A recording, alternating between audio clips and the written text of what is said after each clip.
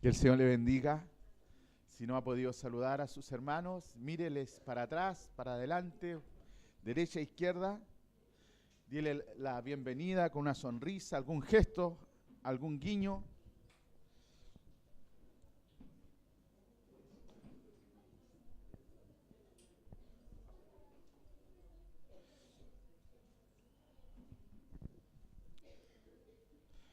Vamos a hablar hoy día de restaurar, vamos a hablar de los procesos de la vida cristiana.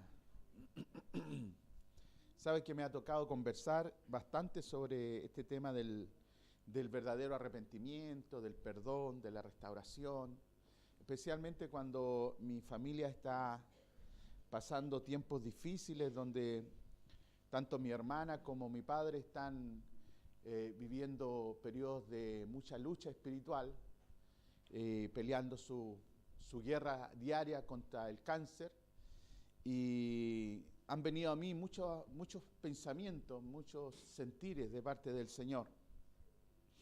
Y hay una predicación que tuvo mucho sentido en mi vida en el año 2003. Miren, en el 2003 prediqué y hoy día vamos a volver a predicar de ella. Así que el Señor les bendiga. Vamos a leer palabra del Señor en el libro de Gálatas, en el capítulo 3, en el verso 13 al 14. Vamos a leer bastante hoy día para tener una idea.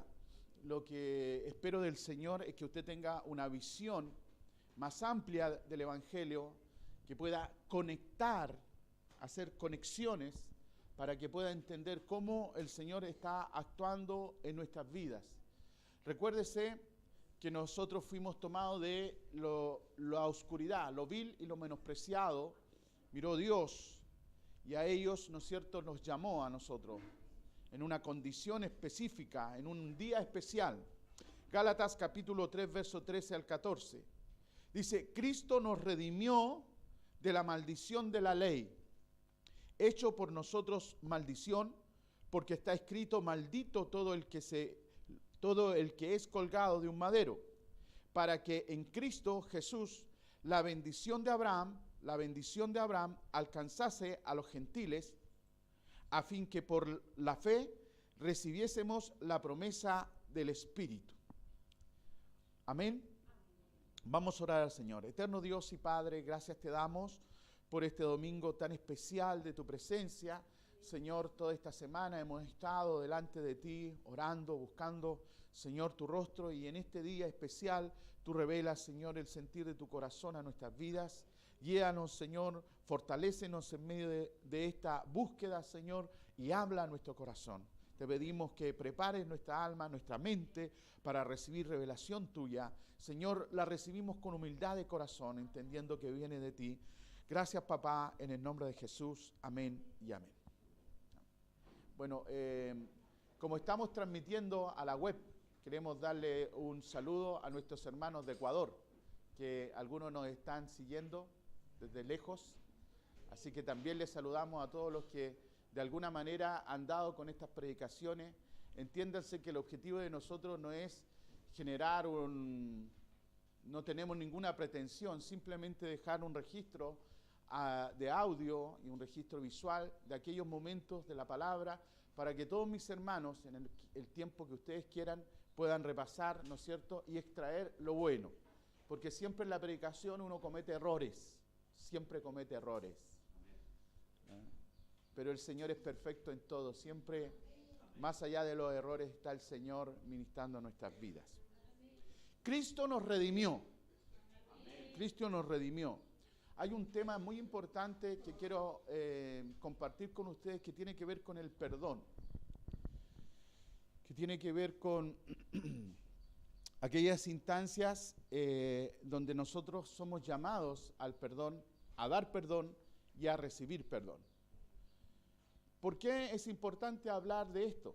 Porque nosotros hemos sido redimidos de la oscuridad y del pecado el cual nosotros habitábamos por la gracia del Espíritu en la persona de Cristo Jesús. Así que nosotros fuimos perdonados. ¿Cuántos dicen amén? Nosotros hemos sido perdonados por una obra de gracia en Cristo Jesús. Amén. El Padre se acordó de nosotros. De tal manera amó Dios al mundo. Se acordó de nosotros. Se acordó de nosotros el Señor y nos ha redimido. Nos ha perdonado. El perdón. El perdón no solamente implica un enunciado verbal de Él. Implica más allá simplemente de haber entendido el pecado, más allá de haber entendido que hemos fallado delante de Dios, sino que el pecado nos obliga también a nosotros a perdonar. El pecado que fue perdonado en nosotros por gracia, nos obliga también por gracia a perdonar. Por eso el ministerio que la Iglesia de Jesucristo lleva hoy día es el ministerio de la reconciliación. Nuestro ministerio es uno, es el ministerio de la reconciliación. Pero en medio de la Iglesia el Señor nos dotó de dones y ministerios para la edificación de los santos. Así que ese ministerio tiene distintas connotaciones, distintos colores, para que cada uno de nosotros aportemos desde la perspectiva de la gracia, ¿no es cierto?, la restauración que Cristo tiene para nosotros. Es decir, no solamente nos redimió, no solamente nos rescató de la muerte, no solamente te sacó del oprobio, no solamente te sacó de la oscuridad, sino que también va a restaurar tu vida. ¿Cuántos dicen amén? Para que el perdón sea completo, no solamente uno debe pedir perdón, sino restaurar el daño que nosotros o alguien hizo, ¿sí? Cuando el Señor nos recogió, estábamos en pecado y Él nos redimió, nos santificó a través de la justificación en la cruz, pero también nos dio a nosotros redención y nos va a devolver lo que era nuestro, lo que era desde antes de la creación nuestro, porque a los que antes conoció, a estos también llamó, y a los que llamó, también a estos justificó, y a los que justificó, a estos también glorificó, para que sean ellos conforme a la imagen del Cristo, el primero de todos, el hermano mayor, y con él una familia para la gloria de Dios Padre. Amados, en el libro de Gálatas está muy claro lo que establece. Cristo nos redimió de la maldición de la ley, hecha por nosotros maldición, porque estaba establecido la ley que era maldito el hombre que iba a ser colgado en un madero. Él se hizo maldición por nosotros para llevar en él el pecado, la oscuridad que asolaba nuestras vidas. Lo que Cristo consiguió para nosotros en la cruz es total, es potente y es gracia sobre gracia. Gracia sobre gracia. El Señor ha derramado su gracia sobre nosotros. Y es importante tener una visión aquí para poder comprender lo que Cristo hizo, porque lo que Cristo hizo lo hace en un contexto espiritual, en un contexto eterno, en un contexto teológico que no tiene que ver con este tiempo, sino con el tiempo de Dios. Y para ello es necesario llevarnos al Antiguo Testamento, donde está la imagen del Nuevo. En el Antiguo Testamento podemos encontrar simbólicamente todo lo que el Padre hará con nosotros, todo lo que el Espíritu hará con nosotros a través del Mesías prometido que vendrá en el Nuevo Testamento. Por eso quiero llevarte a la historia de un personaje que vive en Lodebar.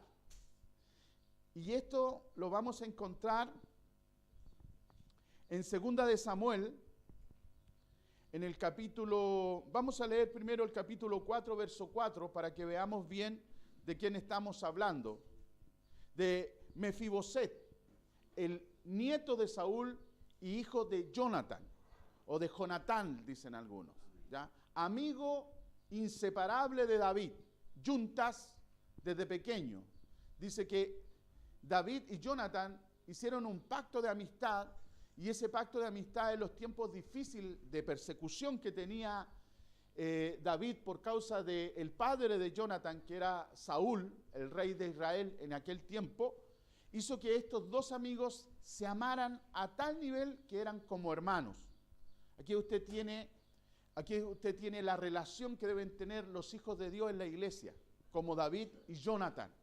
Deben amarse y deben pactar la amistad, deben pactar el amor. El amor de la iglesia es un amor pactado. No es el amor del mundo. Porque nosotros, todo lo que hacemos en la iglesia tiene que ver con el pacto de Cristo. Porque si sacamos a Cristo, no existe la iglesia. Amén. Entonces, estoy tratando de ir repasando principios bíblicos que deberían estar muy asentados en nuestra vida. Hoy, más que nunca, los conceptos bíblicos, nuestra doctrina, nuestra enseñanza apostólica debe ser la que palpita en nuestro corazón para poder entender en esta batahola de información que hoy día hay, cuál es la verdad. Muy bien, tiene 2 Samuel 4, verso 4, dice, y Jonathan, hijo de Saúl, tenía un hijo lisiado de los pies, tenía 5 años de edad cuando llegó a Jezreel la noticia de la muerte de Saúl y de Jonathan, y su nodriza le tomó y huyó, y mientras iba huyendo, apresuradamente, cuidado, la palabra apresuradamente, póngala ahí, márquela, porque todo lo que tú hagas apresuradamente va a traer consecuencias nefastas. Nada que hagas apresuradamente te va a salir bien. Entonces, dice que mientras iba huyendo la nodriza o la nana, apresuradamente se le cayó el niño y quedó cojo. Su nombre era Mefiboset. Amén. Luego vaya usted en 2 Samuel capítulo 9, verso 1. Vamos a leer cortamente la historia para que usted tenga, para refrescar en usted la historia que está establecida en la Biblia y cómo David, el rey de Israel ahora, el rey que tenía el corazón conforme al de Dios, David es un símbolo del Mesías Salvador que iba a venir. Ojo, David es un símbolo. En él operan dos gracias. Primero, el del adorador, de aquel que hace la tarea de adoración, de sacerdocio. Y en él se reúne también la otra característica que es el rey. David comienza como un adorador, pero termina como un rey. ¿Sí? Esto tiene que tener sentido para usted. La vida cristiana comienza en la adoración para terminar como rey de conquista. Aleluya, gloria a Dios. Dice así, y dijo David, ¿ha quedado alguien de la casa de Saúl a quien haga yo misericordia por amor a Jonathan? Esto lo preguntó el rey. Y había un siervo de la casa de Saúl que se llamaba Siba, al cual llamaron para que viniese a David, y el rey le dijo, ¿eres tú Siba? Y él respondió, tu siervo. Y el rey dijo, ¿no ha quedado nadie de la casa de Saúl a quien haga yo misericordia de Dios? Y Siba respondió al rey, aún ha quedado un hijo de Jonathan, lisiado de los pies. Entonces el rey le preguntó, ¿dónde está? El rey preguntó, ¿dónde está? Fíjese que algunas veces nosotros por nuestra forma de ser nos arrancamos del radar de Dios. Nos alejamos de su presencia, nos alejamos de la oración, nos alejamos de la vida de consagración por distintas causas. Y siempre en el lugar altísimo, a la diestra de Dios Todopoderoso, hay alguien que siempre está intercediendo por nosotros y está preguntando por nosotros. Como lo hizo David en su tiempo y dijo, ¿y dónde está? Y Siba respondió al rey, he aquí, está en la casa de Maquir, hijo de Amiel, en Lodebar. Aquí hay algo que es interesante descubrir, que en medio de esta historia, Siba es un siervo que sirvió a Saúl en su tiempo y ahora está sirviendo al rey David. Pero ha sido un hombre fiel que ha estado en la casa del rey y que conoce claramente dónde están aquellos que se han perdido. Eso es la tarea de la iglesia, es la tarea de Siba. de estar enterados dónde están aquellos que se han perdido. ¿En qué lugar de Lodebar están aquellos que se han perdido? Esa es la tarea de Siba. El rey pregunta y Siba responde. Recuerde, esto es muy interesante porque usted encuentra en los primeros libros de la Biblia donde encontramos el primer pecado entre dos hermanos y la pregunta que hace Dios al hermano es: ¿dónde está tu hermano? ¿Dónde está tu hermana? ¿Dónde está tu papá? ¿Dónde está tu mamá? Dios está preguntando. El rey pregunta y Siba responde al rey. Y Siba tiene una respuesta. He aquí, está en casa de Maquir, hijo de Amiel, en Lodebar. Lodebar, hermano. Lodebar era una región, una región árida, una región desértica, un villorrio pobre. De hecho, Lodebar significa, si uno busca el significado original, significa donde no hay palabra o donde no hay registro. En otras expresiones del significado es lugar donde no hay pasto. Interesante. Un lugar donde no hay palabra, un lugar donde no hay registro. La gente, los delincuentes, los que estaban perseguidos, los que estaban endeudados, ¿sabe dónde vivían? En Lodebar. Porque en Lodebar no se pedía a nadie papeles.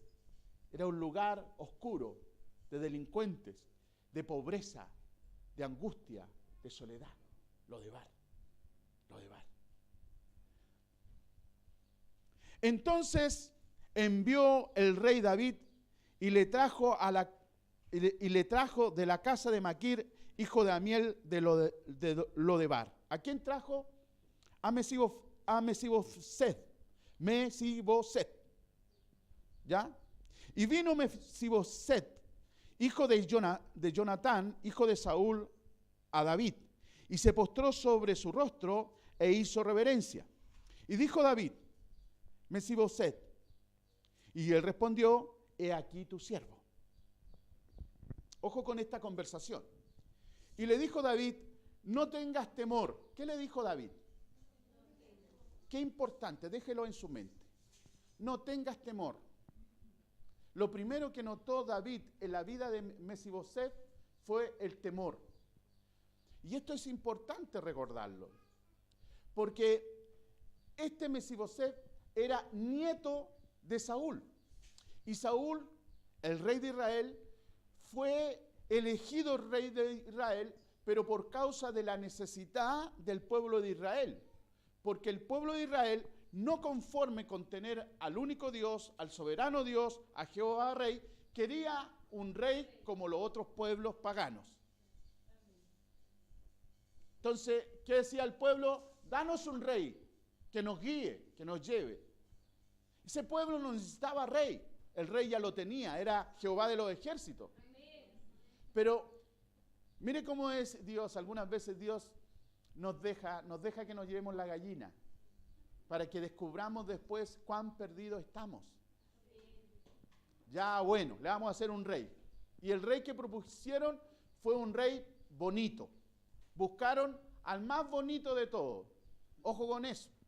No se engañe con los ojos de color, con la buena facha, con la buena pinta, porque lo que vemos en nuestros ojos no es lo que hay en el corazón. Las apariencias engañan. Amén. Pero ellos, los israelitas, en su mente querían que los representara un hombre hermoso, un hombre que tuviera estirpe, un hombre que fuera lindo, alguien que tuviera preeminencia. Y eligieron a Saúl. Y Saúl siempre estuvo lleno de temores. Lleno de temores, y sus temores fueron tan graves que cometió una serie de arrebatos.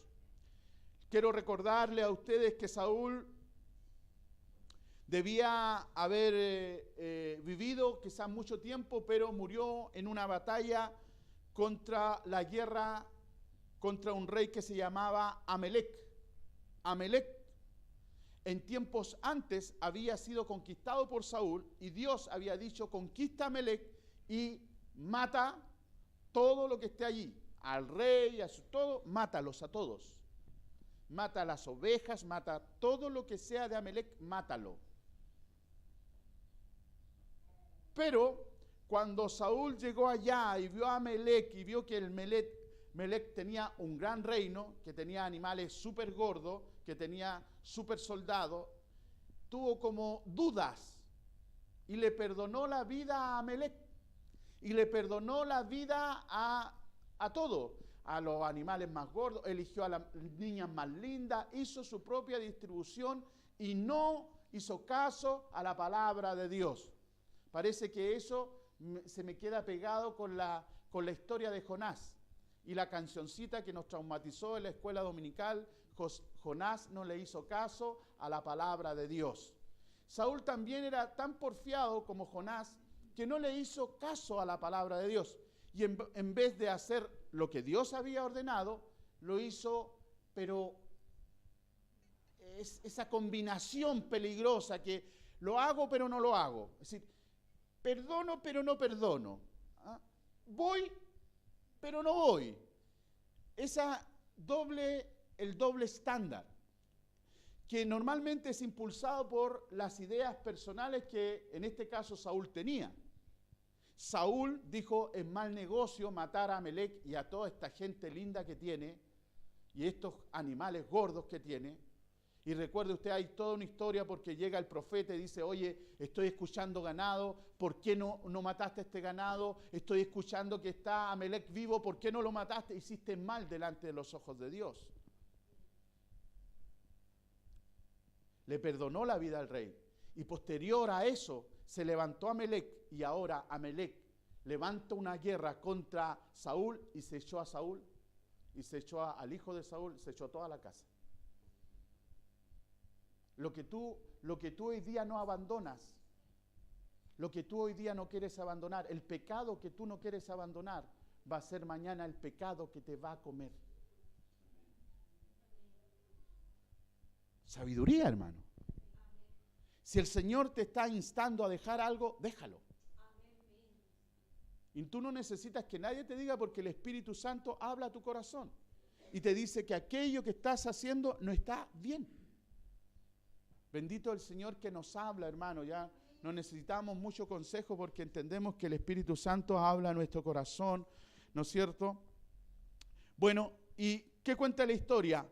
Ese día en que se levanta Amelec contra Saúl, Saúl muere, Jonatán muere, y enfrente de todo este lío que hay, la nana, por salvar al nieto, porque venían matando a todos, iban a desarraigar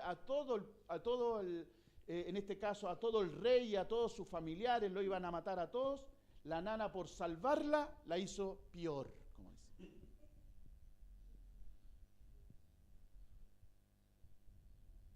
¿Le ha pasado a usted que por querer arreglar algo lo hace peor? Es como cuando se te va a caer un vaso y tú tratáis de tomarlo y botáis la bebida y dejáis la embarrada más grande. Mejor si hubiera caído el vaso. Eso no suele pasar en la vida.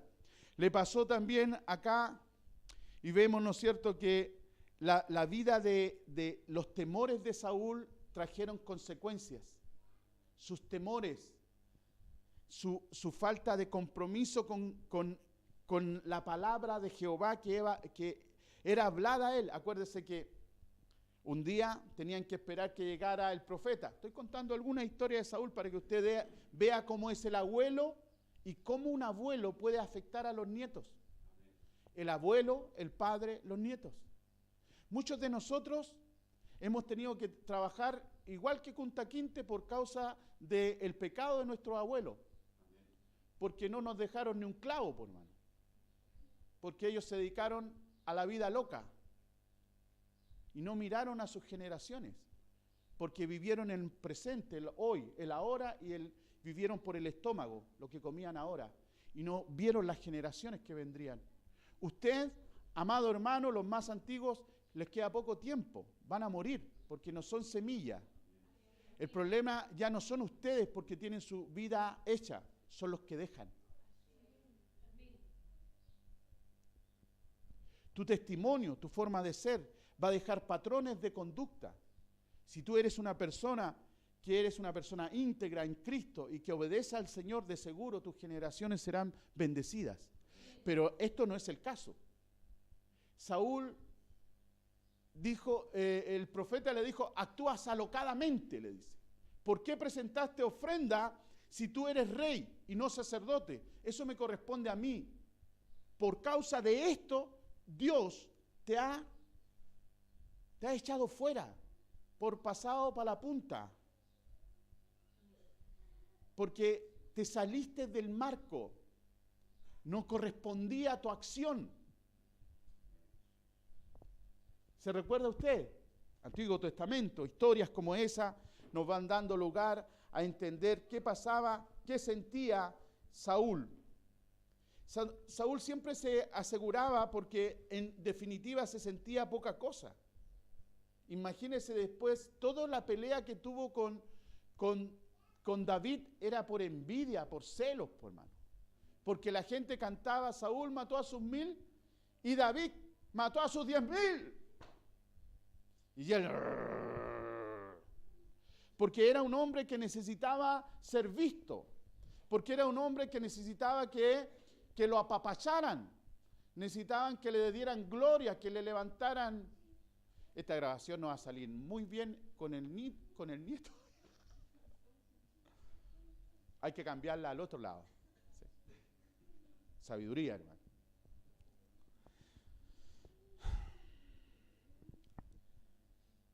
Saúl siempre se sintió poca cosa.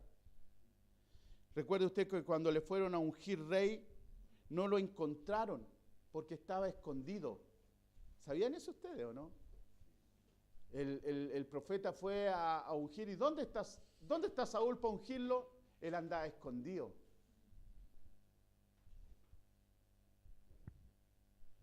Se sentía poca cosa. Sentía que era insignificante. Por causa de esto le dio lugar al temor y su vida estaba siempre llena de temor de que alguien le iba a quitar el puesto, de que alguien iba a hacer algo y él no iba a poder hacerlo. Y cometió tantas torpezas, hermano, tantas torpezas, que usted no se imagina. Usted, por favor, busque a Saúl y todo lo que hizo, por miedos. Por miedo. El miedo tiene dos características. Creo que una es positiva en el sentido de que te apercibe de protegerte. Amén. Cuando uno siente miedo tiene que tener cuidado. Esa es la cosa positiva. Lo malo del miedo es cuando se te encona dentro de ti y te hace ser duditativo en tu fe, en lo que tú eres como persona. Por causa del temor no destruyó a Amalec, porque sintió miedo del pueblo. Por causa de temor sintió celos de David, su mejor líder, y empezó a perseguirlo para matarlo. Por causa del temor se llenó de ira y se convirtió en una persona maldiciente, vulgar, y con su propio hijo era vulgar, lo trataba mal, implacable, inmisericordia. Por causa del temor mandó a matar a los sacerdotes que ayudaban a David. Mató 67 sacerdotes en un solo momento. Un hombre lleno de temor y de inseguridad. Desconfiaba de todo el mundo. El temor estaba en el interior de Saúl, en sus entrañas, hasta el día de su muerte. Y él le dijo a su escudero, mátame, porque estoy lleno de miedo. Esas fueron sus palabras. ¿Cómo el temor puede destruir todo el proyecto de Dios en nuestra vida? No hay persona violenta que no sea una persona con temor. La violencia solo se manifiesta en una persona con temor y miedo. Si hay alguien que actúa con violencia, es una persona que teme. Así que los matones de la escuela son unos cobardes y miedosos, por eso golpean a los más pequeños, por eso persiguen a los inteligentes. Amén. Yo quiero que ustedes vayan comprendiendo estas características porque son humanas, porque el temor es parte de nuestra vida. Nosotros luchamos todos los días con temores.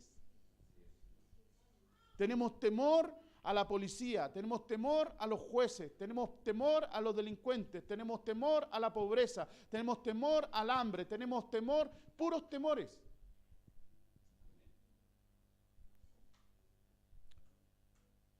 Trabajamos incluso más allá de lo que tenemos que trabajar, solo por el miedo a quedarnos pobres, a que nos falte algo.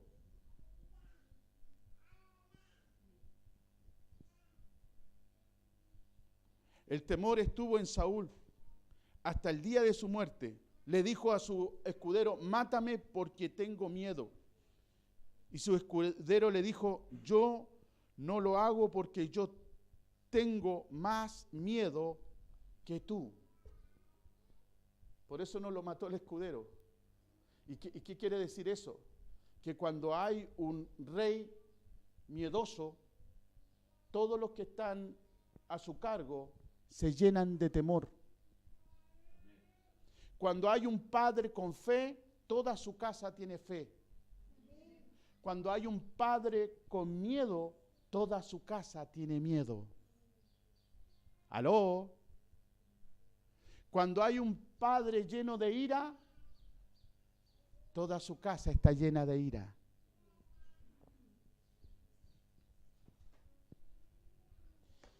Y se fue como Saúl se arrolló sobre su propia lanza para matarse porque el temor lo acompañó, porque el temor era parte de su vida. Y ese temor, ¿quién lo tenía? También su nieto.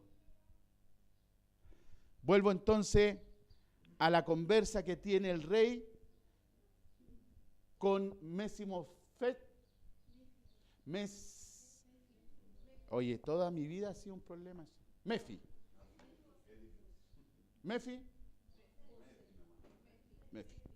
Mefi nomás. Entonces le dijo David, no tengas temor. ¿Qué le dijo? No tengas temor, porque yo a la verdad haré contigo misericordia por amor a Jonathan, tu padre. Aquí usted ve activo el pacto, por eso es tan importante el pacto de Cristo en nuestras vidas. No tengas temor, porque yo a la verdad haré misericordia por amor a Jonathan, tu padre, y te devolveré todas las tierras de Saúl, tu padre, y tú comerás siempre a mi mesa.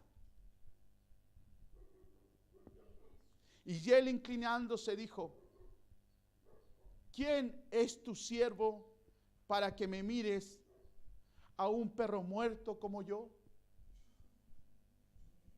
¿Cómo lo ve? ¿Se fija la autodescripción sincera que tiene Mefi frente al rey? Mire, hermano, llegado el momento, cada uno de nosotros nos enfrentamos al Señor. Y cuando nos enfrentamos al Señor, bajamos todas nuestras protecciones y nos presentamos tal cual somos. Y algunas veces, hermano, aparece claramente el perro muerto. ¡Oh, Señor! ¿Sí o no? No soy digno, Señor. Y fíjese que aquí viene algo que quiero decir y no sé si podrá usted entenderme y que normalmente puede suceder. Que muchas veces nosotros amamos a Cristo por todo lo que Él hizo y le recibimos y nos hacemos cristianos, pero no aceptamos su perdón. Al no aceptar su perdón, ¿en qué sentido lo digo? Que seguimos viviendo como vivíamos antes. No han cambiado nuestras rutinas y nuestras decisiones, sino que venimos a la iglesia, decimos amén, gloria al Señor, pero aún nos conducimos como se conducía Mesimoset o Mefi. Es decir, Mefi no tenía piernas porque había caído, entonces él se arrastraba. Entonces él decía, yo voy a ir a hablar con el rey, pero al final siempre voy a salir arrastrándome. Y lo que el rey está haciendo es restituir. ¿Por qué? Porque el perdón siempre trae restitución. Jesús no subió a la cruz solamente para decirle yo te perdono, sino para restituir lo que la vida te ha quitado.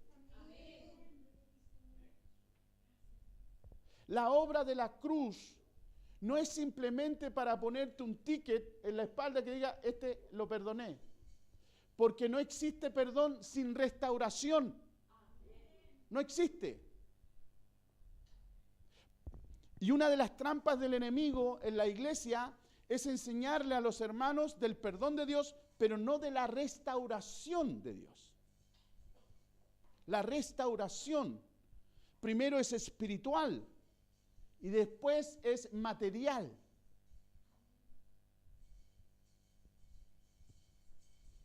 El problema con doctrinas erráticas como la falsa prosperidad, que hablan de la restauración sin el cambio espiritual. Es decir, creen que la vida cristiana es una ecuación sistemática para generar recursos económicos. Están equivocados, no es así. Los recursos económicos es una consecuencia de la santidad. Y la santidad se resuelve cuando usted recibe la obra de Cristo en su vida y decide cambiar. Ya no vivo yo, sino que Cristo vive en mí. Y usted empieza a vivir conforme a la palabra de Dios, sujeto a Cristo, al Rey. Bueno, no me quiero salir de lo que estamos recibiendo de parte del Señor. Entonces el rey llamó a Siba, siervo de Saúl, y le dijo, todo lo que fue de Saúl y de toda su casa, yo he dado al hijo de tu señor, Mefi. Tú pues le labrarás la tierra, tú con tus hijos y tus siervos, y almacenarás los frutos para que el hijo de tu señor tenga pan para comer, pero Mefiboset, el hijo de tu señor, comerá siempre a mi mesa. Comerá siempre a mi mesa. ¿Dónde comerá siempre? A la mesa. Usted puede estar viviendo en la tierra, pero si usted es un hijo de Dios, si usted nació de la obra de Cristo, usted jamás come fuera de la mesa del Rey.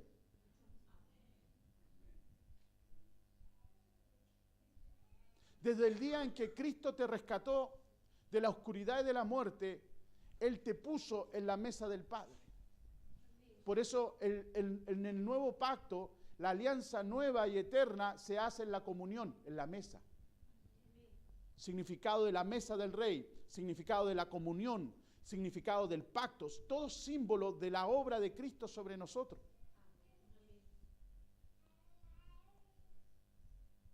Identifiquemos, por favor, un poquito más la vida que Mefi tenía y cómo él tiene que haber desarrollado su vida, porque a los 5 años de edad él recibe la lisiadura. A los 5 años de edad él ya está recibiendo el pago por causa de los errores de su abuelo. ¿Cuántos pagos ha recibido usted por causa de su abuelo? De sus apellidos. ¿Cuántas cosas no ha recibido? Mire, aquí la nana actuó apresuradamente. Mire, algunas veces uno nace, hermano, y no se da cuenta que nace en una casa deforme por causa de que nuestros padres, nuestra madre, nuestro padre tomaron decisiones apresuradas. Porque no pudieron aguantarse.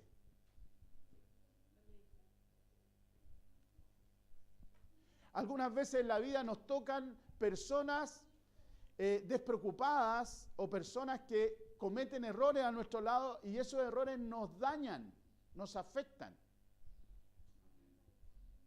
Y frente a eso, yo siempre me pregunto, ¿qué culpa tienen los niños?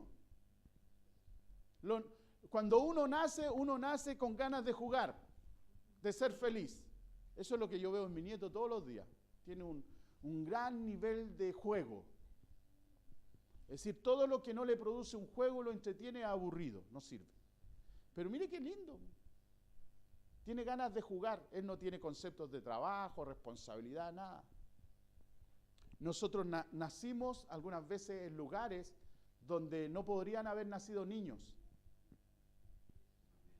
De pequeño a mí me tocó acompañar a mi papá ebrio. Ver a mi papá curado, ¿no es cierto? Ebrio, hasta las masas, ver la violencia intrafamiliar, ver los golpes, ver sangre antes de tiempo, vivir en los lugares oscuros cuando no debías vivir ahí. Entonces, muchos de nosotros venimos con marcas, lisiaduras, y venimos con una carga de nuestros ancestros. Usted puede decir, oye, bueno, todo me ha salido bien, pero no sé, hay algo en mí que no me funciona. Esto responde muchas veces a muchos hermanos que no entran con el Señor. Llegado el momento, no le creen tanto. Sí, mira, la historia de Jesús es buena, todo es bueno, pero aquí, pastor, la calavera es ñata y nunca narigona. ¿Le dijeron eso a usted alguna vez? Eso, en otras palabras, significa es lo que es nomás. Y aquí hay que trabajar, y el pescado más grande se come más chico, y tenéis que cuidar con el abuso, y si alguien viene a pegarte, pégale antes. Así nacimos nosotros. Nosotros vivimos con miedos, dormimos con miedo. Nos protegemos, le ponemos fierro, le ponemos cosas, y ten cuidado cuando salgáis, y ten cuidado cuando entréis, ten cuidado. Y hemos transmitido miedo a nuestros hijos y andamos todos llenos de cuchillos y de pistolas y de cosas raras. Y algunas veces no tenemos pistolas porque nos dan miedo las pistolas.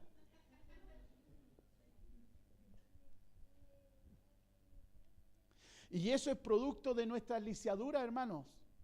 Jesús vino del cielo. Cuando Jesús caminaba nunca tuvo miedo. Usted no ve ningún pasaje que dijera, y Jesús temía por su vida.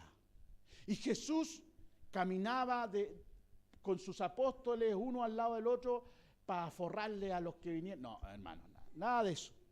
Jesús vivió tranquilo, con paz, porque Él no tenía lisiaduras. Él no tenía las heridas que tú y yo cargamos. Por eso Jesús tenía tan buena onda con todos, po. Fue amigo de las prostitutas, fue amigo de los pecadores, amó a su... Oiga, nada que decir de Jesús, perfecto. Si los que tienen problemas somos nosotros. Nosotros tenemos problemas con la gente. Tenemos problemas con la iglesia, con el pastor, con nuestro jefe, el trabajo, el tornillo que se cae 30.000 veces. Todo nos produce molestias y enojos y dramas que nos hace perder la paz, nos hace perder. Y eso en cada uno de nosotros es distinto. Unos más que otros cargamos grandes lisiaduras, igual que Mefi, recibimos, ¿no es cierto?, desde pequeño cosas que no deberíamos haber recibido, pero las recibimos igual. Los descuidos de nuestros familiares nos marcan y nos lisian, nos dejan heridos. Hermanos, por Dios. Un día invitaron a un amigo a la casa y lo hicieron dormir con el hijo, con la hija. Fueron a visitar a una familia e hicieron que las hijas durmieran con los primos. De esas generaciones, pues, hermano. Generaciones sin visión, generaciones sin santidad, generaciones sin Dios. Fuimos de chiquititos a fiestas donde no teníamos que ir y vimos cosas que no debíamos ver. Y nos metimos donde no debíamos estar metidos porque nadie nos cuidó al final. Al final nuestros padres se cuidaron a sí mismos y los hijos un fleco, así. Oiga, yo me he juntado con gente de hijos de ricos y vaya que los cabros son sanos de mente. Si ellos se ponen perversos es por pura perversión de ellos.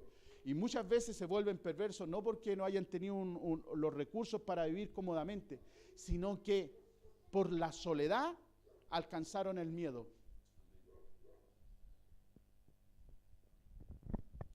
Los descuidos de nuestros familiares marcan y lician nuestras vidas. Los miedos de otros producen accidentes que nos dejan lisiados.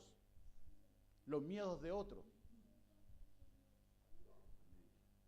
Los padres antes pegaban por casualidad. No, hay que pegarle igual, no hay que hacer. ¿Qué? ¿Te pegaban igual?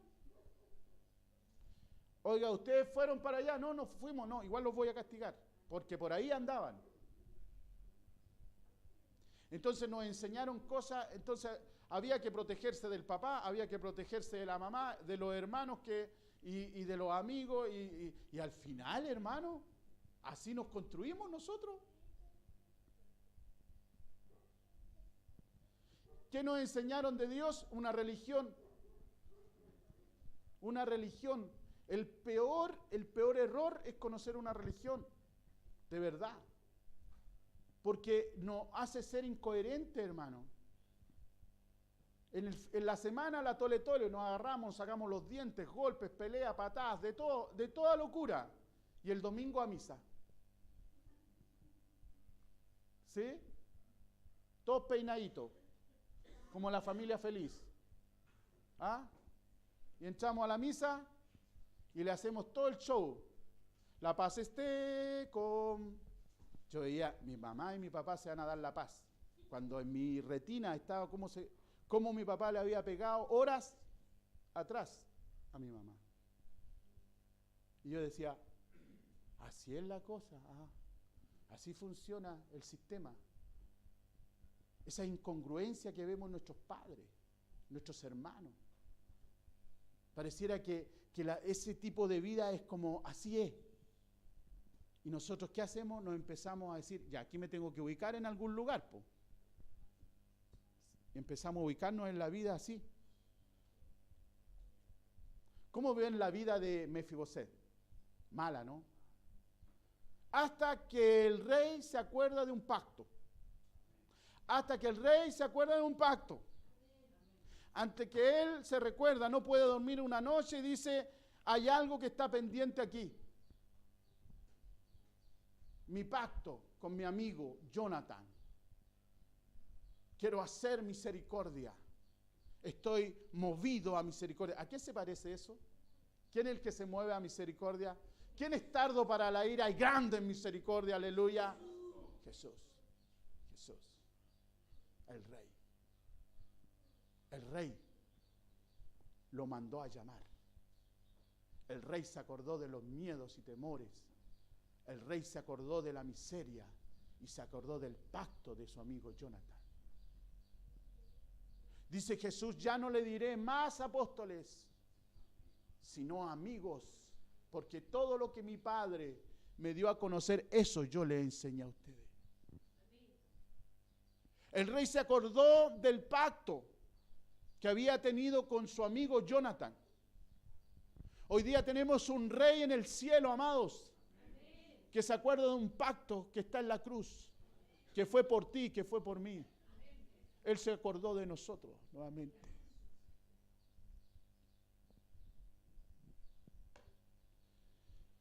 Jonathan había sido fiel y leal a su amigo David. Y David quería hacer memoria de misericordia. Quería restaurar. El rey quería restaurar porque podía restaurar. Quizás nosotros no podemos restaurar así, ¿no? Restauramos desde nuestras miserias. Pero hay un rey que sí puede restaurar completamente. Dice, todo lo que le pertenece. Esto tiene que ver también con lo que cada 54 años en el pueblo de Israel se generaba, que era el día de la devolución, que se llamaba el día del jubileo del Señor. Cada 54 años Jehová Dios ordenaba al pueblo de Israel que todo aquel que había perdido algo durante estos 54 años de vida, que había perdido sus tierras, que había perdido sus parcelas, que había perdido su ganado, ese día se le devolvía tal cual era en el origen. No importa que haya sido vendido, no importa que el más de lo inteligente tuviera todo el ganado, ese día esa persona tenía que agarrar ese ganado y decir, ¿de quién era este ganado? No, es que a mí me lo vendió Juan, a mí me lo vendió Luis, a mí me lo vendió, hasta que llegaban. ¿Quién es el dueño de todo este ganado, de todas estas tierras? Un viejito que vive allá. ¿Dónde está? Es el año de jubileo. Señor, todo esto se lo vengo a devolver porque es suyo.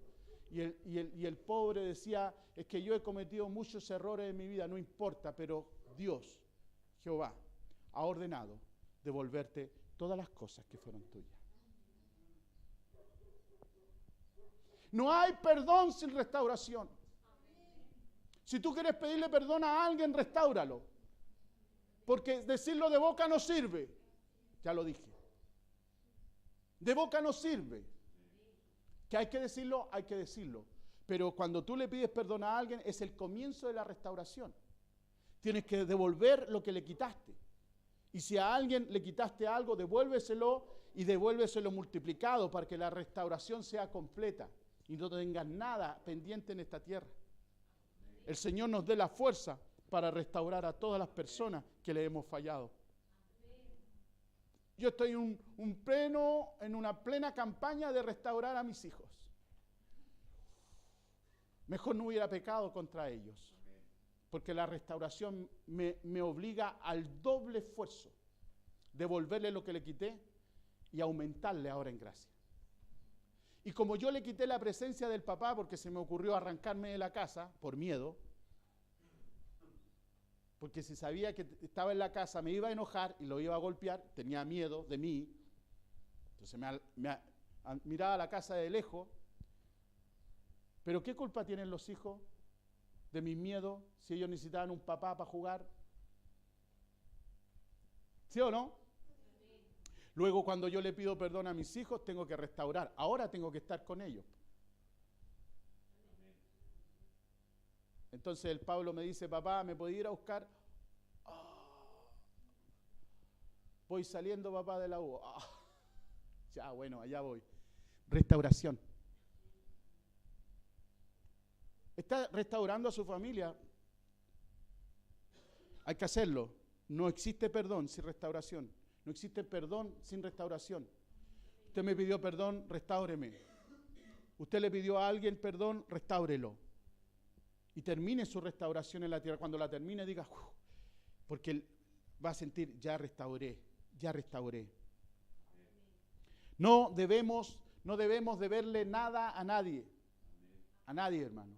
Preocúpese no de aumentar sus créditos, sino de pagar sus créditos. Porque el Señor viene pronto. Amén. Entonces, nos sentimos insignificantes muchas veces delante del Señor. Y estamos buscando, ¿no es cierto? Igual como Mesibosef, ¿no es cierto?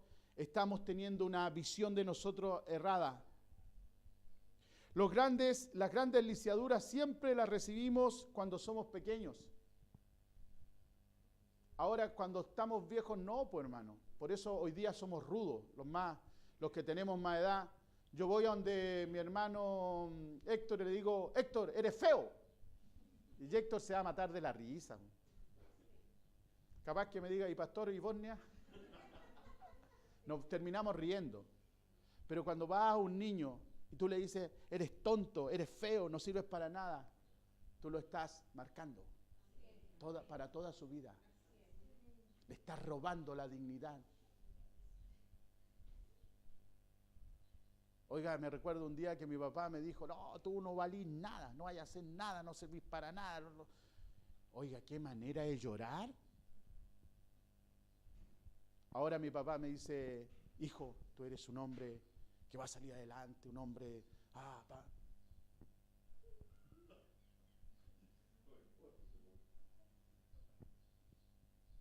Cuidado, estoy hablando cosas espirituales. Cuidado con los que tienes a tu lado. Nunca levantes tu mano con ira contra tus hijos, contra tus nietos. Cuidado con tus palabras que hieren. ¿Cuántas heridas nos han hecho las palabras o no? Oiga, hermano, tengo alguna herida ahí que están... Usted me pasa la mano por ahí, ay, me duele. Están cicatrizadas, pero queda la marca allí, ¿no? Algunas veces, hermano, nuestros padres se van, nuestros amigos se van, los que nos hirieron, nuestra familia se va, y nos quedamos como Mesiboset, arrastrándonos. ¿Quién nos puede restaurar? Solo Él. Hermano, no van a ser personas los que te van a sanar. Va a ser su gracia, su poder y su amor. Cuando tenemos una imagen preconcebida de nosotros mismos, algunas veces rechazamos el acto más magnífico que es el amor y la restauración de Cristo. Entonces, cuando tenemos estas malas imágenes, cualquier gesto de amor nos parece algo el cual tenemos que dudar. Entonces, cuando alguien nos dice, hola, ¿cómo estás? Te quiero tanto, y uno dice, sí. Y nosotros acostumbramos a decirnos en la iglesia, te amo, hermano, te amo, pero ¿te amo de verdad? Tenemos una parte verbal, pero no una parte activa. Amén. Hemos separado nuestras palabras de nuestros actos. Y la condenación viene por los dichos y hechos.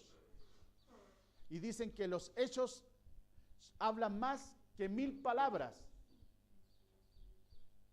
Entonces algunas veces hablamos de santidad, hablamos de amor, pero en nuestros hechos no se produce ese cambio. Y usted me está mirando a mí, claro, yo soy culpable de muchas cosas, pero la idea no es culparme a mí, sino que mirémonos a nosotros mismos y veamos dónde están nuestras fallas. Cualquier gesto de amor lo rechazamos, desconfiamos porque cargamos una identidad de perro muerto. ¿Ustedes han visto los perros de la calle? Hay dos cosas muy importantes en los perros de la calle. Primero, las pulgas y el hambre. Los perros. Los perros, hermanos, de la calle, cuando la miseria es mucha y la hambruna de las ciudades crece, los perros se organizan y forman las jaurías de perros. Son capaces de comerse a un ser humano. Se vuelven salvajes, vuelven a su origen demoníaco, que son los lobos. Son terribles. En otros países son terribles los perros, hermano. Y siempre hay un perro alfa, pero el gran problema de los perros es cuando comen. Porque cuando comen con tanta hambre, con tanta vehemencia, hay tanto miedo de no comer en otro momento, que es el momento de comer, que cuando ellos muerden ya no degustan, sino que tragan. ¿Lo ha visto o no? Y lo otro que pasa, cuando están los amigos al lado, ellos muerden. Cualquiera que se acerque a su comida, entonces usted se va acercando a la comida y el perro empieza.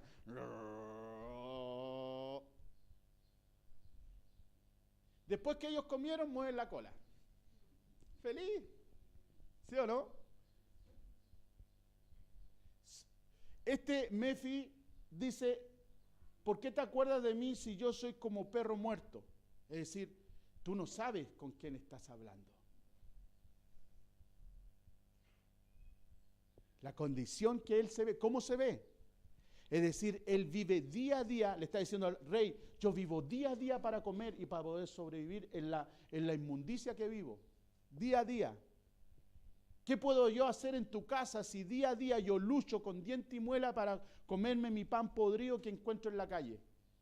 Yo me arrastro en un lugar que no tiene palabra. Porque cuando nosotros vivimos en Lodebar es cuando vivimos en el área donde no hay palabra de Dios, donde no hay revelación de Dios. Por eso cuando usted se aleja de Cristo, usted se va caminando directamente a Lodebar. Y algunas veces somos cristianos, pero vivimos en Lodebar, en un lugar sin palabra, sin revelación, sin vida cristiana, sin la luz de esperanza que debe reinar en el hogar. Y se transforma nuestra casa en un lodebar donde el miedo es lo que manda, el miedo. Oye, hay que estudiar para no, hay que trabajar, hay que hacer esto, ay. Y la deuda, y el pago, y los llamados telefónicos que te golpean. Claro, decimos gracias Señor por tu perdón, pero ¿no te has dado cuenta que soy un perro? Que peleo día a día mis perrerías. ¿Han escuchado eso? ¿Cómo estás con tus perrerías? Aquí ando con mis perrerías. Luego sentimos que esa es nuestra vida y que esa es la ley de la vida. Lo asumimos, chiquillos. Mire, les voy a contar de algunos trastornos que pasan. Y el trastorno que más me ha llamado la atención es el trastorno que le pasa a aquellas mujeres que son raptadas y que son sometidas a vejámenes y que son violadas. ¿Sabe qué les pasa a esas mujeres? Se enamoran de sus captores. Es un trastorno. ¿Te podrías tú enamorar de alguien que te destruye de esa manera? Así es, hermano. El síndrome de Estocolmo. Gracias, hermana. Voy a decirle ahora, hay muchas mujeres trastornadas en sus propios matrimonios, que son violadas y ultrajadas por sus maridos, y algunos de ellos cristianos, con un machismo empedernido, donde se creen dioses del hogar, por una religión muerta que les enseñó que el hombre es el gran sumo sacerdotísimo, no entendiendo el concepto del sacerdocio del nuevo pacto. Error. No es así. En la familia, el hombre es la cabeza, pero el hombre y la mujer son uno solo. No puede reinar un hombre sin el consejo de su mujer. Y cuando la mujer no habilita a su marido, la oración de él llega un poquito hasta ahí nomás, hasta la celcha nomás. No alcanza a llegar más arriba. Entonces, empezamos a vivir de esa manera y nos creemos víctimas del destino. ¿Sí? ¿Se ha creído usted víctima del destino? Víctima del destino. Y nos acostumbramos al fracaso como una forma, no, me va a salir mal. No, es decir, me sale algo bien, yo conocí personas que me decían, no me río mucho, pastor, porque cada vez que me río me gozo, después me vienen cosas malas.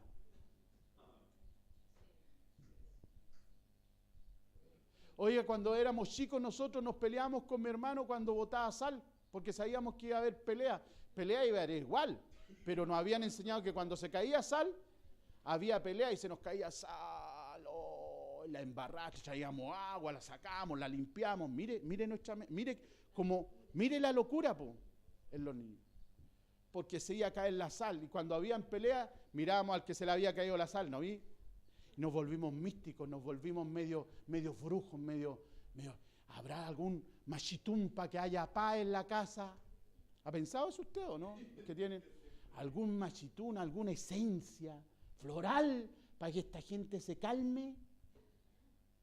Y algunas veces uno ve a la gente pelear en su hogar y dice, oye, ¿serán hijos estos?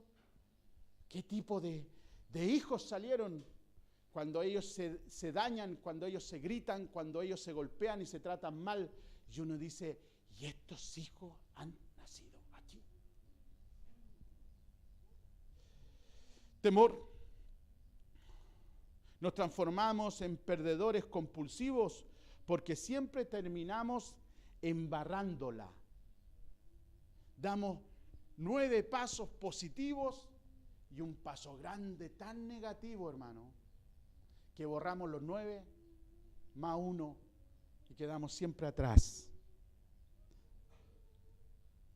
No creemos en nada, como Mefi. ¿Usted cree que Mefi creyó? ¿Sabe lo que él pensó? Se puso ahí, ya, el rey ahora se le ocurrió matarme. Con esta corono mi desgracia. Capaz que David se enojó en la noche porque a él le llegaron y dijeron, Mefi, el rey te mandó a llamar. Y él dijo, agárrenme. Y se arrancó arrastrando, me lo imagino arrastrando. Y ahí los soldados tomándolo, llevándolo a la presencia, no podían decirle nada. Por eso él llega, dice que llegó arrastrándose, haciendo reverencia. Dice, aquí me va a cortar la cabeza al tiro. Y algunas veces nosotros creemos que tenemos un Dios de esa manera y llegamos a la iglesia, llegamos con cierto temor porque no vaya a ser que a él, o qué cosas va a predicar el pastor. Entonces algunas veces cuando nos están hablando nosotros estamos como poniendo la espalda para que nos golpeen, así como que estamos acostumbrados al látigo, así. ¿Ah? Como me trató mi papá, como me trató mi mamá, así me tratará este también, po. ¿No? Porque estamos diseñados, nuestro sistema fue quebrado, nuestro esquema fue moldeado, fue deformado. Y ahí es donde aparece la incredulidad, la falta de fe, los temores. Entonces, sin fe, ¿qué pasa? No se puede agradar a Dios. ¿Por qué? Porque no creemos.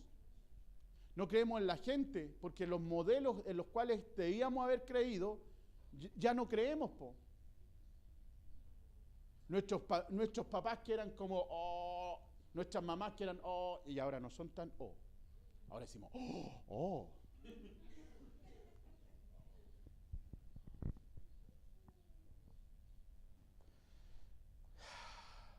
Mesimofet se encuentra en Lodebar, el lugar sin palabras.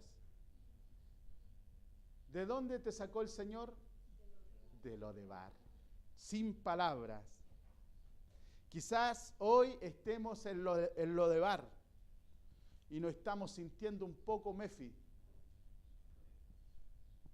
Quizás tenemos lisiaduras pequeñas o medias o más grandes, quizás por alguna irresponsabilidad de algún pastor, de algún hermano, de algún padre, de alguna madre, de algún tío, de algún primo, no sé. No sé quién puede haber generado tanto dolor o tanta lisiadura en tu alma. Quizás tenemos heridas que no hemos jamás hablado a nadie, porque nos da vergüenza hablarlas. Y quizás hay tanta necesidad del abrazo de un padre que no nos sentimos con la posibilidad de pedirlo. O de una madre.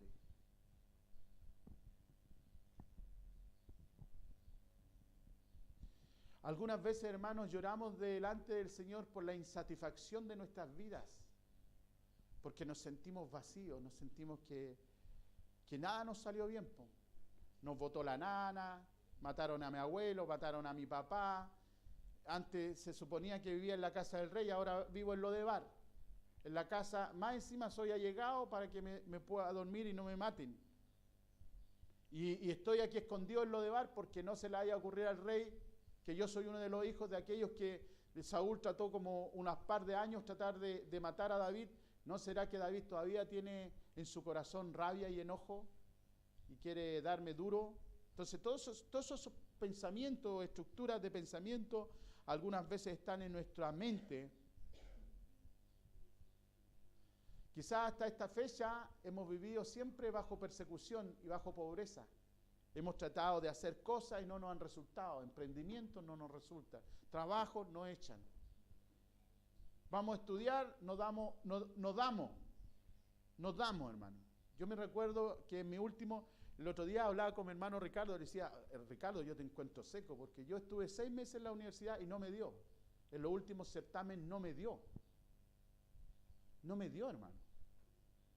No me dio porque había materias que no me daban, era demasiado para mí. No sé si le pasa a ustedes, pero hay cosas que a uno no le da. Entonces, cuando a uno no le da, tiene que tener un pensamiento al respecto. Y normalmente nuestro pensamiento es muy negativo. Somos muy negativos con nosotros mismos. Nos queremos al tiro cortar en pedazos. Ah, no sirvo. Ah. No sirvo. Hermanos, ¿cuántas? ¿Y sabe por qué? Porque es como que estamos acostumbrados a que nos quiten cosas. Mire, nos quitaron la niñez, nos quitaron la juventud, nos quitaron la adultez y nos van a quitar la vejez también, po. Porque cuando uno es más anciano quiere tener a los nietos, a los hijos, quiere juntarlos a todos para devolver lo que un día les quitó a ellos, po. Pero ya la gente no quiere estar contigo. De verdad, los viejos sobran. Todos están inmersos en sus propios mundos. Así que hermano, hermana, de esos que ya tenemos sobre los 40 y tantos años, prepárate. Vienen tus años de vejez. El rey se acordó de una promesa, de un pacto. Por eso es la fuerza del pacto, chiquillos. La fuerza del nuevo pacto, la fuerza que tiene la obra de Cristo en la cruz.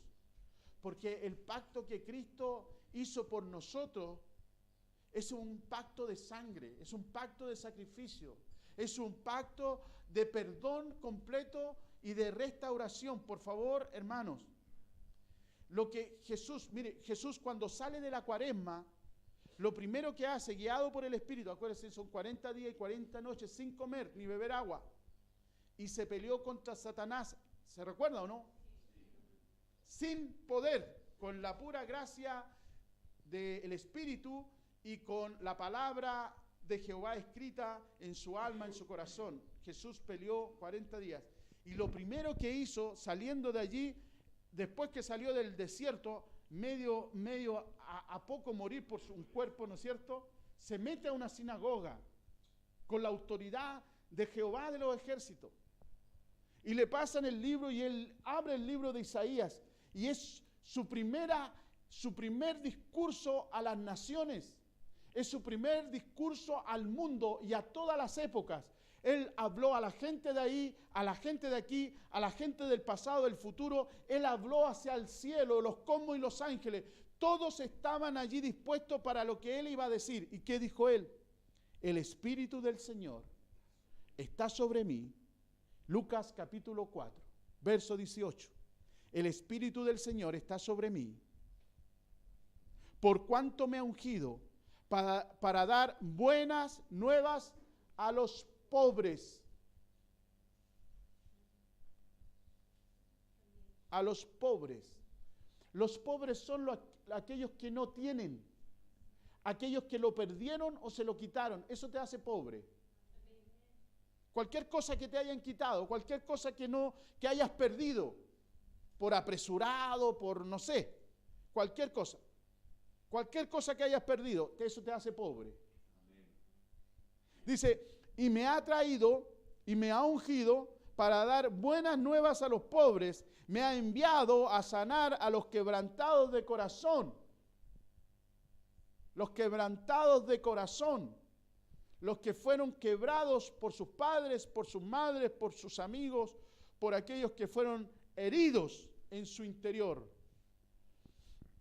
A pregonar libertad a los cautivos, a los que son presos de enfermedades, a los que están presos de vicio, a los que están presos de miedo, a los que están presos de enojo, a los que están presos en el resentimiento. Es Jesús el cual ha venido a pregonar la libertad. Por eso su obra magnífica, la primera cosa que hace es darnos libertad. Es darnos libertad. Es sacarnos de la esclavitud. Es sacarnos de la esclavitud, de la oscuridad, de las fosas. Es sacarnos de las celdas del diablo que tenía nuestra alma aferrada a vicios, aferrada a locuras, a enojos, a rabias. Esas cadenas son cortadas. Esas cadenas son para darnos libertad. Él pagó el precio de nuestra libertad. Él pagó el precio completo. A pregonar libertad a los cautivos. Llegó la hora de la libertad. Llegó la hora de la libertad. Llegó la hora de la libertad. Y se levantaron y dijeron, bien yo. Pero los libres no pueden correr a la libertad si están ciegos. Así que el Señor dice, y dar vista a los ciegos, para que veas la gloria de Dios, para que tus ojos se deleiten en la frescura de su amor, para que puedas ver y entender, para que el conocimiento de Cristo inunde tu vida y puedas disfrutar de la libertad, a poner en libertad a los oprimidos. Libertad a los oprimidos, a los que están siendo presionados. Libertad a los oprimidos. A predicar el año agradable del Señor. Ese año agradable, la referencia original de la expresión tiene que ver con la fiesta de jubileo.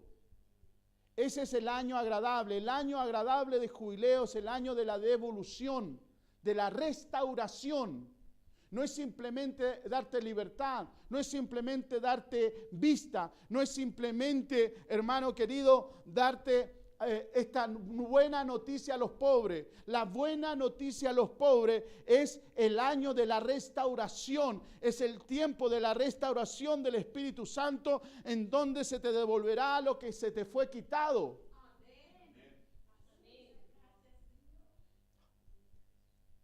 ¿Qué te fue quitado? ¿Qué te quitaron? ¿Qué te quitaron en tu vida? Quizás te quitaron la honra, quizás te quitaron la alegría de ser un niño, una niña feliz. No sé qué te quitaron, pero el Señor dice que Él va a pregonar el año agradable del Señor. Y enrollando el libro, le dio al ministro y se sentó, y los ojos de todos en la sinagoga estaban fijos en Él.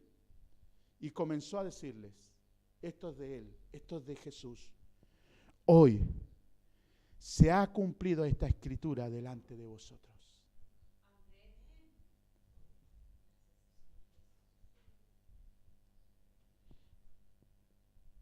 Hoy el Rey Jesucristo, que está junto al Padre, si hay algo que el Padre tiene con su Hijo es que lo ama. Y el Padre todo su tiempo está acordándose de lo que le pasó a su Hijo. Y el motivo de lo que le pasó a sus hijos es por un pacto de amor por nosotros.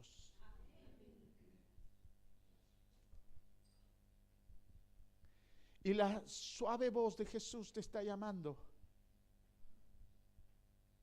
No simplemente para perdonarte, sino para restaurar, para devolver lo que un día la vida te ha quitado.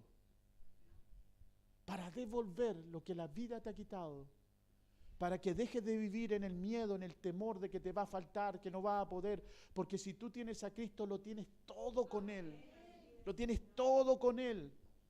Con Él tienes paz, con Él tienes perdón, con Él tienes amor, con Él tienes prosperidad. Con Él nunca le va a faltar algo a usted. Aleluya. Él está aquí porque Él nos está llamando nuevamente. Hermano, esto no se trata simplemente de llorar porque el Señor se acordó de mí, sino que llorar por lo que el Señor te va a devolver. Alegrarse por la bendición que Dios va a traer a tu vida, y esa bendición comienza el día en que recibiste a Cristo y termina más allá del sol, cuando estés sentada a la mesa del Rey. Porque te voy a decir una cosa, amado hermano, amada hermana, este hombre que se arrastraba cuando fue vestido con lino fino, cuando fue lavado su cabello, cuando fue puesto el anillo del rey, cuando fue convertido y establecido como príncipe de Israel, fue sentado cada día a la mesa del rey. Y todos los que entraban a la mesa decían, ¿quién es ese joven guapo, rubio, hermoso que está allí? ¿Quién es él? ¿Dónde estaba? Y todos decían, él es el príncipe Mefiboset. Y nadie daba cuenta de su lisiadura, porque el mantel de la mesa del rey cubría su lisiadura. En la mesa todos son iguales. En la mesa del rey todos son príncipes. Si tú estás sentada a la mesa del rey, eres una princesa. Si usted está sentado a la mesa del rey, es un príncipe. ¿Por qué seguir comportándose como un perro muerto? Si el Rey nos mandó a llamar para restituirnos. Yo me voy a alegrar con lo que el Señor va a hacer. Yo volveré a jugar como niño. Yo volveré a reírme como un joven y disfrutaré con mis nietos en mi ancianidad. Porque allá en el cielo, amado hermano, todo será devuelto a nosotros. Por eso, aguántese un poquito aquí, un poquito nomás. Porque la eternidad que nos esperan son de mucho gozo. Y si tu temor es tan grande,